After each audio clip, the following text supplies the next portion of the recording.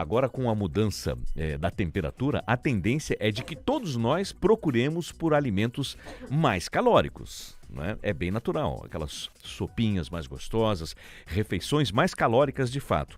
Mas elas também podem provocar algum tipo de distúrbio alimentar. A alimentação em si causa distúrbio alimentar? Sim, obviamente, né? Totalmente fora de padrão ou sem equilíbrio algum, é natural que você possa ter problemas com a sua saúde na alimentação. Mas quem pode falar melhor e deve para a gente aqui é a doutora Cristina Schreiber. Ela é médica endocrinologista, já está aqui conectada no link do Ligado na Cidade. Oi, doutora Cristina, bom dia, bem-vinda aqui à Jovem Pan News. Muito bom receber a senhora aqui. Eu só não estou conseguindo lhe ouvir. Talvez o seu dispositivo precise ser acionado ali, o dispositivo do microfone, porque eu tenho imagem da senhora aqui já no link e agora sim, agora já estou ouvindo a Ah, senhora.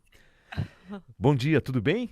bom dia, tudo? Bem-vinda aqui à Jovem Pan News. Obrigado por nos atender agora pela manhã. Doutora, vamos começar explicando o seguinte. O que é, de fato, um transtorno alimentar? Poderia ser já caracterizado como uma doença? Começa pelo transtorno para se transformar em doença? Como que funciona isso no organismo da gente?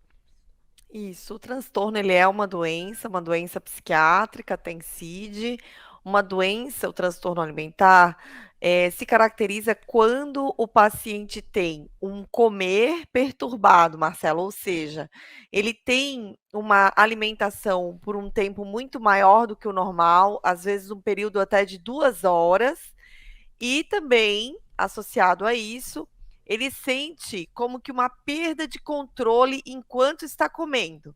Então, são essas duas coisas. Quando você se pega, né, comendo por um tempo muito prolongado ou, né, geralmente associado com isso, você sente a falta de controle, tá? Então, antes de se tornar um transtorno, a pessoa pode ter períodos de compulsão ou períodos em que ela ingere mais alimento, mas isso não se torna um transtorno. A doença é quando isso atinge um grau um pouco maior. Certo. E quais são os mais comuns? O que a senhora tem visto na sua atividade profissional, no seu consultório? Quais são as reclamações mais frequentes que a senhora recebe de pacientes?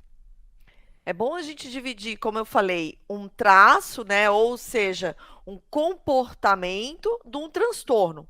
Às vezes as pessoas têm comportamentos, Marcelo, de beliscar o dia inteiro, né? Que é quando você pergunta quantas refeições você faz e a pessoa nem sabe muito bem dizer porque ela passa o dia comendo. Isso é um comportamento. Outra coisa, a gente procurar gratificação em açúcar ou comida palatável, ou seja, comida gordurosa, é muito comum também.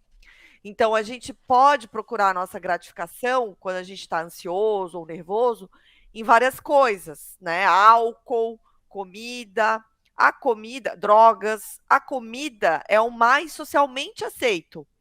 Então, acaba que a gente, quando está ansioso, a gente pode recorrer à comida como uma coisa, um comportamento que lhe dê alívio, né? Por quê? Porque a pessoa tem uma ambivalência psicológica. O que, que é isso? Ah, eu tô nervoso, mas eu nem sei o que, que é, então, eu vou ali comer, sabe?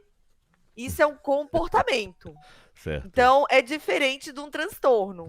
Esse comportamento, para a gente melhorar ele, a gente tem que se autoconhecer mais, observar mais a gente, observar mais os pensamentos relacionados quando a gente vai se alimentar. Se a gente está realmente, como você falou, consciente daquele momento, né? Se a gente está presente naquele momento, por exemplo, se você come assistindo TV com um pote de amendoim, talvez se você pegasse esse pote de amendoim sem ver TV, você não comeria tanto. Mas quando você liga a TV, você não percebe que está comendo. Então, é um comportamento de comer bastante, né? Não chega a ser um transtorno, mas pode gerar obesidade. Ah, doutora, mas é tão gostoso um pote de amendoinzinho com o vídeo ligado, a TV ligada. Mas é Sim, tão. é muito. A gente sempre sugere que É, tenha um copo de água, que traz verdade. menos dano, se precisar ficar mastigando. Ou então diminuir o pote, né, do amendoim, porque realmente ele traz danos aí ao longo do tempo. Uma vez ou outra isso acontecer, tudo bem. Sim. O problema é quando isso é repetido, né, Marcelo? Isso é Assim, todos verdade. os dias. Aí vai dando um delta ali de caloria ao longo do tempo que é difícil que algum exercício físico supere a ingesta desse amendoim, entendeu? Aí o problema já é um pouco maior. Mas olha só, a senhora estava falando sobre essa questão de comportamento. Comportamento a gente logo lembra de fatores psicológicos, né? Sim. A questão muitas vezes da baixa autoestima do indivíduo acaba estimulando que ele tenha esse comportamento do um belisquinho aqui, um belisquinho ali, um belisquinho aqui, um belisquinho ali, e ele não está percebendo que na verdade ele precisa fazer um trabalho interior também, né? E isso vai, Exatamente. obviamente, interferir lá na alimentação do indivíduo, vai interferir lá no sobrepeso, aquelas questões todas, depois fica bem mais complicado de se resolver. Mas, na grande maioria dos casos, tem tratamento, doutora. Exatamente. A Sociedade Brasileira de Endocrinologia e Metabologia, né, ela sempre trabalha com informações para que as pessoas, a sociedade inteira entenda que a obesidade, ela é realmente uma condição multifatorial. É uma condição com várias, vamos dizer assim, vários domínios, ou seja, várias questões que influenciam. Isso que você falou, o fator psicológico, o fator da oferta de comida que a gente tem, da alta densidade de energia em cada comida, por exemplo, uma coxinha que a gente come, eu adoro coxinha, uma Eu coxinha que também. a gente come em 3 mordidinhas, ela tem 460 calorias, né? É quase um almoço todo. Então, tem vários fatores. Tem o fator psicológico, tem o fator do nosso intraútero, como que a gente foi lá no útero da mãe, já influencia. E tem a questão da nossa atividade física, que hoje o trabalho ele está muito parado, né? Nós dois estamos aqui conversando, depois consultório é parado, o seu trabalho é mais parado. Então, é por isso que, por mais que às vezes a gente esteja muito ativo cerebralmente, mas às vezes o nosso trabalho é mais sedentário.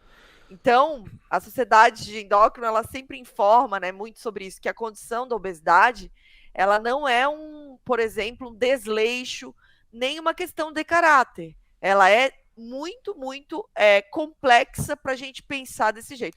E tem tratamento, a gente tem tratamento clínico com medicação, com todos os profissionais envolvidos, né? Psicólogo, nutricionista, endocrinologista, educador físico, psiquiatras, e a equipe vai se formando. O paciente vai formando uma equipe, né? O indivíduo ele vai buscando a sua equipe para o acompanhar.